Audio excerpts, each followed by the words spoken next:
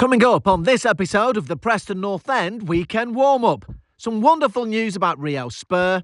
We'll have a chat with young goalkeeper James Pradic, and the build-up to Sheffield United starts right here, but only here on the Preston North End Weekend Warm-Up.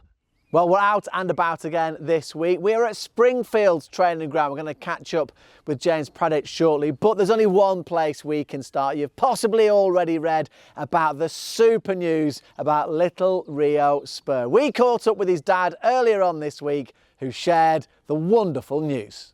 On Monday, we found out, we've gone to Manchester Children's Hospital, that our consultant told us that Rio's end of treatment scans were no evidence of disease. So all our prayers and hope and wishes had come true in that one little sentence that he said. After a year of hell, we've finally got some good news, and it's just beyond what you can't even put into words the emotion that me and my wife felt in that 5 minutes speaking to our consultant. It was just one of the best things that's ever happened. I can't even imagine how you would have felt. I was just saying to you before, in terms of when I was told the news and we were all in the kitchen and all of us were in bed, I can feel myself getting emotional now, sort of even thinking about it. I appreciate that it's a step, but it's a massive step. But has it sunk in terms of going from where you were and the family were, and more importantly, how Rio was to where you are now? I don't think it probably has sunk in properly yet.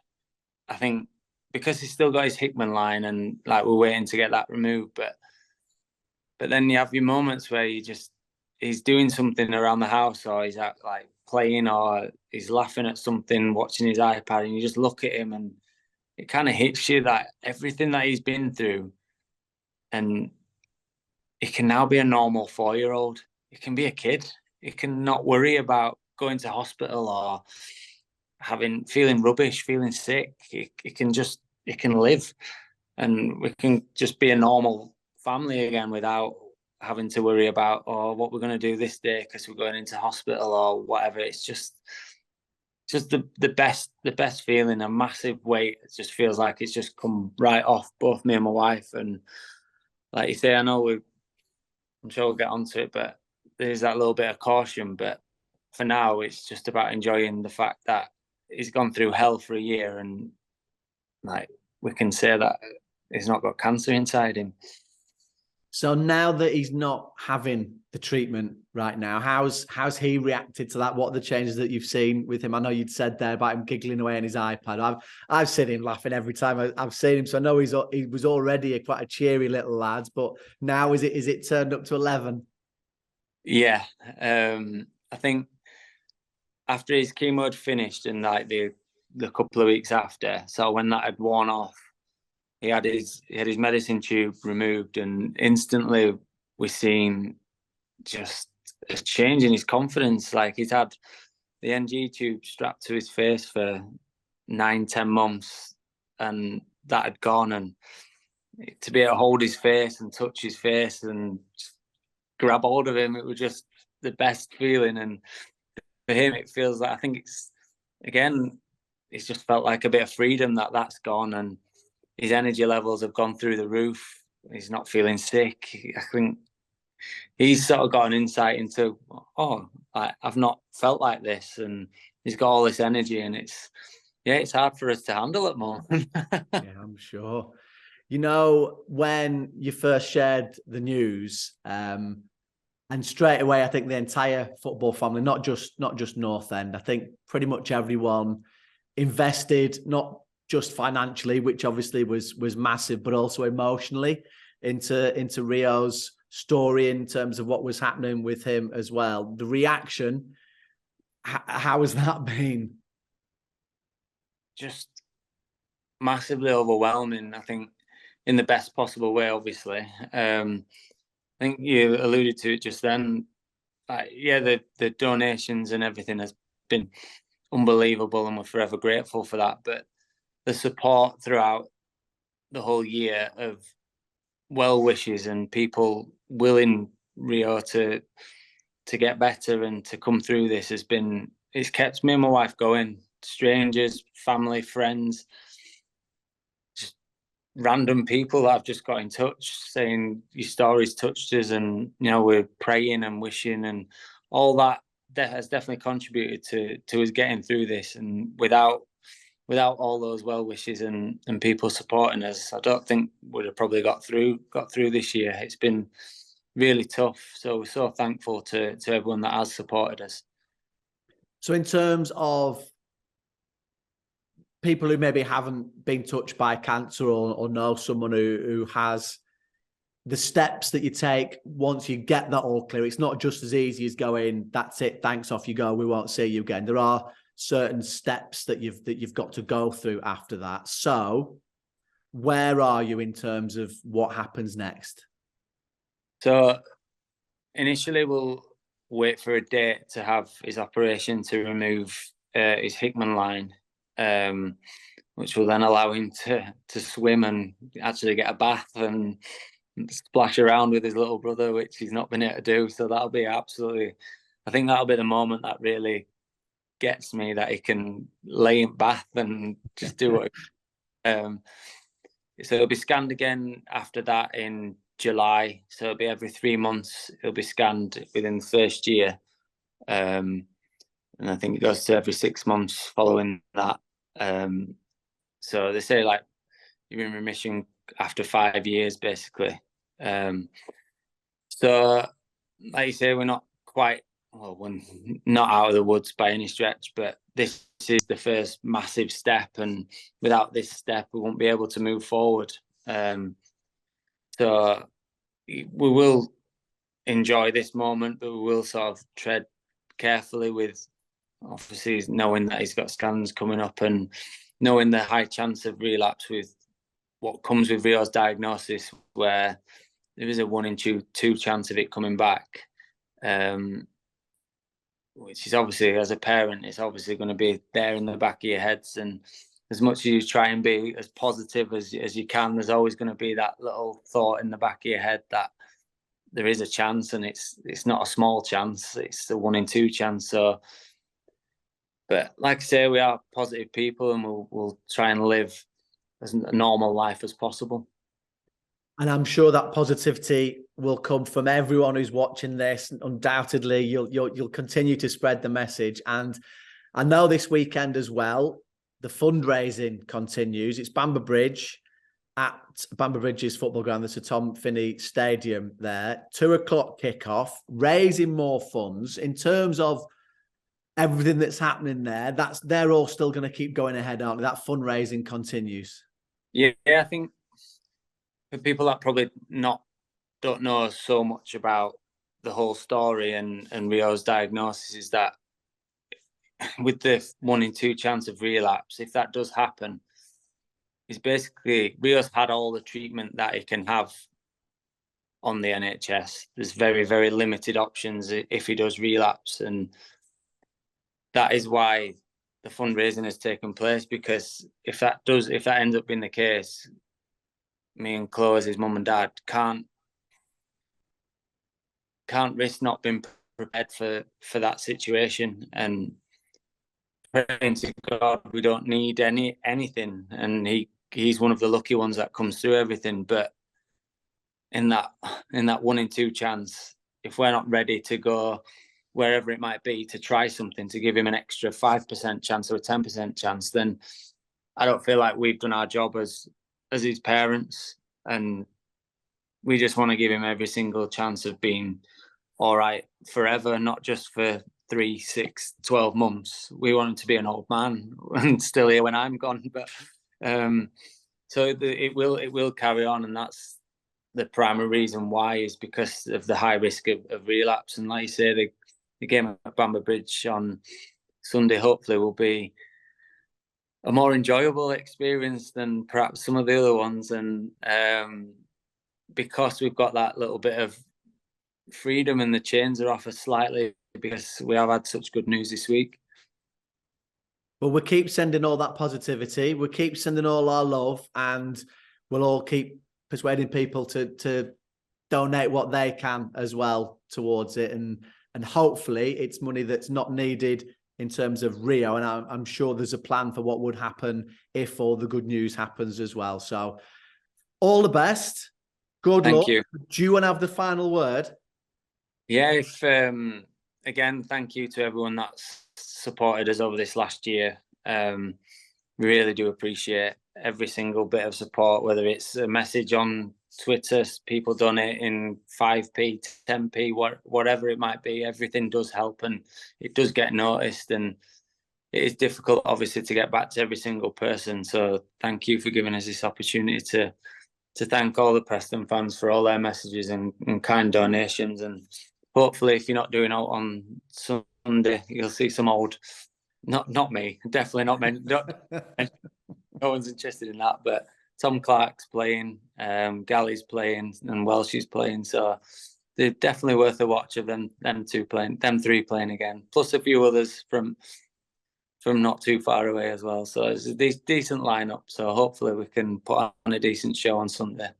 Really good news. Thank you to Tommy and his family for sharing that with everyone. And if you want to get along to Bamber Bridge on Sunday, don't forget, gates open at 12 o'clock. Kickoff is 2 o'clock. All the details, if you need more, are on social media, on Preston North Ends and on Bamber Bridges. Enjoy the game, and hopefully there'll be as many of us there as possible to celebrate and also raise lots of vital funds. And while we're talking about Bamber Bridge, what a night at the Sir Tom Finney Stadium it was on Tuesday. Bamber Bridge winning their semi-final to try and get promotion from the Northern Premier League in the playoffs, and to help them, in goal was on loan Preston North End goalkeeper James Pradic. That was unbelievable. Like, I've been wanting to go on loan the whole season, so to be able to go on loan last few games, yeah, it's definitely something that I wanted to do, and to be able to play the playoffs as well and win in the pens, save a pen, was, yeah, unbelievable. So we'll talk about the last, I think you played the last couple of regular season games, didn't you? And then obviously the playoff one. So how has it been? Because you've had to get in there and get up to speed really quickly. So what's Bamber Bridge like? Yeah, no, all the boys were really nice, coming in. I played the game straight away, didn't train with them at all. Went there on the coach. So yeah, it wasn't like they were, not welcoming and that, they were. So all praise to them for that. And then I think the games itself are a lot more physical, which I knew going in. I didn't think it was going to be as physical as it turned out to be. But no, that's what I wanted, to progress, play games that are a bit more important as well, in the table, 3 points. So yeah, no, it's definitely been beneficial. I spoke to their management staff. I spoke to John Hills, their assistant manager, on the way here. He was really, really happy with how quickly you managed to fit in. Are they a good group of lads? Yeah, definitely. Like I said, so the first game I didn't train with them, but it felt like I'd been with them before, so that definitely helped. And then training as well. I think we trained Tuesday and Thursday, so going to them sessions, as being with the group, talking with the lads, definitely helped, and playing with them as well is probably the most important thing. But yeah, no, all credit to them because they really helped me. And in terms of, you alluded to it there, in terms of the physicality of it, Jordan Pickford a few years ago was on loan here, and I've spoken to him about when he went out to sort of the non-league system and set up as well. Was that always going to be part of your career path, do you think? I think as a goalkeeper, it was important for me to get that physicality because, academy football, as much as how good it is, you don't really get the physicality that you would get definitely in the the men's game, League 2, League 1 and so forth. So I think it was very important for me to get that aspect, to be in games, be involved in games where you get that all the time, so that I know when I get to hopefully the championship, and I've experienced the physicality, and I've experienced the speed of the play, the difference that you get in men's game. So yeah, I think in my eyes, it was always something that I was going to do. So yeah. So in terms of here at Springfield, in terms of what you learned, you're part of that double winning team as well. You've signed your pro contract now as well. What have you learned here with the academy? I think it's important when you're with the academy to not take anything for granted. I think if you're in the team one game, you've got to make sure you perform to get in the team. The next game, you know, your place is not cemented in any team. So that was definitely something to pick up on. And I think, you know, just being a bunch of group of lads every single day, week in, week out, definitely helped with confidence and, you know, just being yourself, not trying to be someone, not being a sheep, and following the crowd, being independent. And yeah, I think those sort of things definitely help you. And what about your time up at Exton with the first team?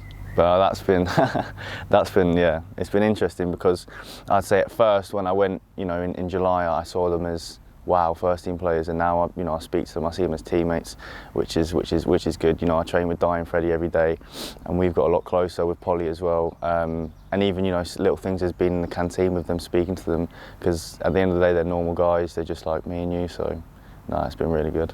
I'm not sure they are actually, just quite because there's nothing normal about those three, in a nice way, of course. So just finally then, I've got to take you back to the game at Bamber Bridge.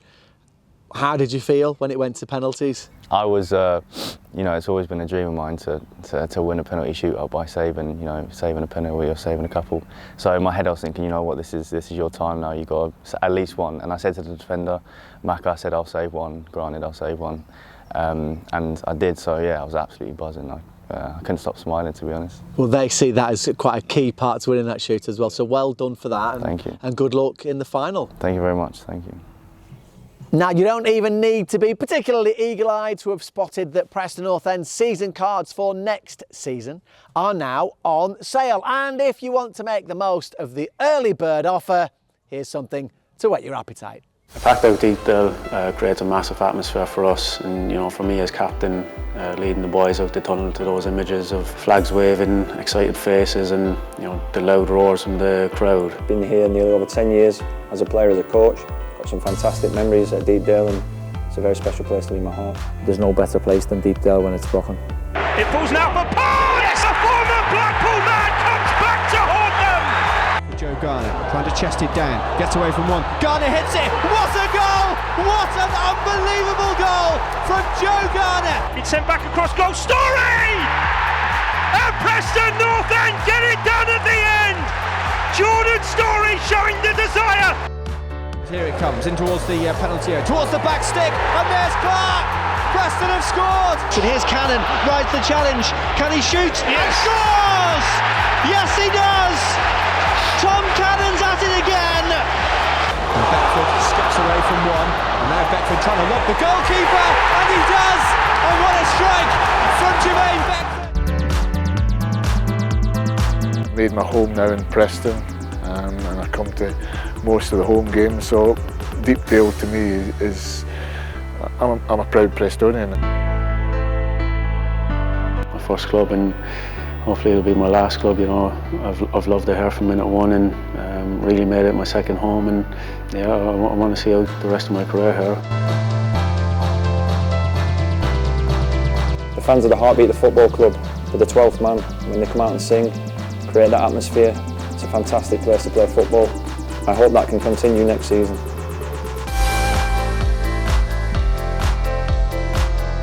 Deepdale's been huge to me. It's been a big part of my life, from leaving school, 16-year-old, right up to 32-year-old.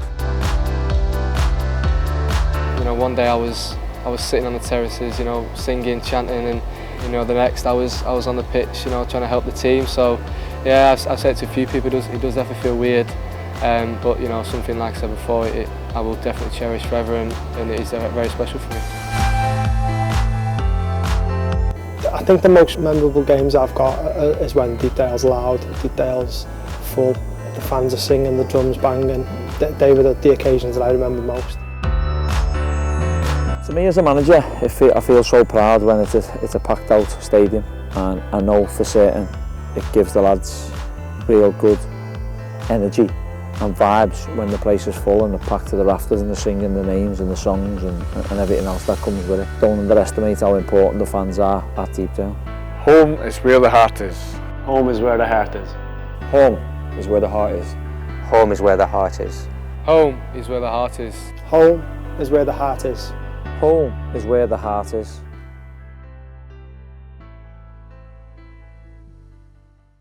All the details that you could possibly need are on Preston North End's official website, but just a reminder that early bird discount only lasts until the 5th of June.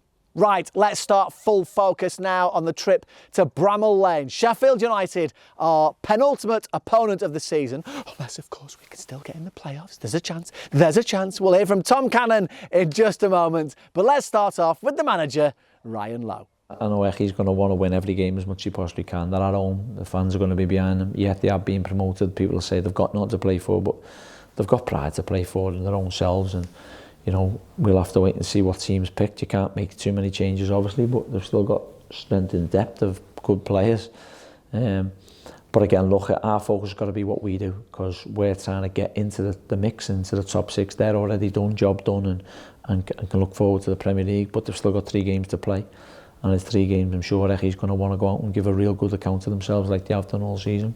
Going into the last game with it all to play for, it would be a great atmosphere at Deepdale, and I'm sure it's something the fans will be looking forward to, and us players, it's something we want. So hopefully we can go to Sheffield United and get the 3 points and then bring it back to Deepdale for the last game of the season. Listen, everyone's going to get excited, of course, but Saturday's first and foremost our main priority. So if we can get through Saturday with a good result and take it to the last game of the season, we know what's at stake. We know that the cameras are going to be back and forth to different grounds, and 1-0 there, 2-0 here, 2-1 there.